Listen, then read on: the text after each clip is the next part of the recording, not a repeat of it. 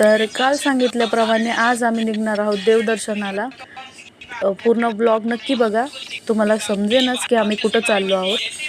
तर ब्लॉग शेवटपर्यंत नक्की पहा. तर आज सकाळी उठल्यानंतर सगळ्यात पहिले सगळं आवरल्यानंतर टिफिन वगैरे पॅक केल्यानंतर मी यांचे कपडे प्रेस करायला बसली आणि प्रेस करून झाल्यानंतर मी यांची वाट पाहत होते की हे कधी येतील. बॅगेमध्ये कपडे भरून झाले होते आणि हे पेट्रोल टाकायला बाहेर गेलेले होते. तर मी आणि बाबू बसलेलो असताना शिव आला. तर तुम्हाला माहितीच आहे, शिव आल्यानंतर आम्हाला किती आनंद होतो. तो थोडा मस्तीखोर आहे आणि तो आहे ना माझ्यासोबत खूप फ्रीली, म्हणजे एकदम सख्या आत्यासारखं तो माझ्यासोबत राहतो. तर तुम्ही बघू शकता की आम्ही कशी मस्ती करतो आहे आणि व्हिडिओ काढतो आहे.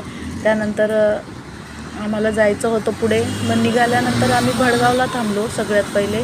का? कारण की यांना घ्यायचा होता चष्मा. कारण पुढे जात असताना गाडीवरनं जात असताना डोळ्यामध्ये खूप घाण जात होती आणि घाण जात होती, त्यामुळे मग यांना चष्मा लागत होता. मग एका ठिकाणी थांबून दोघंही बाप लेकांना चष्मे घेतले आणि चष्मा घेतल्यानंतर आम्ही पुन्हा बसलो आणि पुढच्या प्रवासाला निघालो. पुढच्या प्रवासाला निघत असताना तुम्ही बघू शकता आमच्या पुढे एक दादा वहिनी गाडीवर जात आहे. हिरव्या कलरची साडी घातली आहे त्या वहिनीने, व्हिडिओमध्ये तुम्हाला दिसेनच.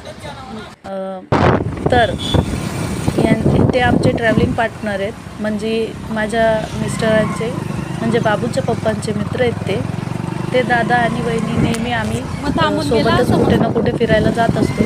तर ही आमची दुसरी टाईम आहे त्यांच्यासोबत जाण्याची.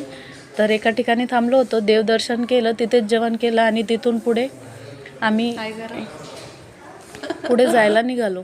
पुढे जात असताना पण बघा हे पुढचे जे गाडीवरती दिसत आहे ते दादा वहिनी आहेत. तर भेटूयात आपण लवकरच पुढच्या ब्लॉगमध्ये.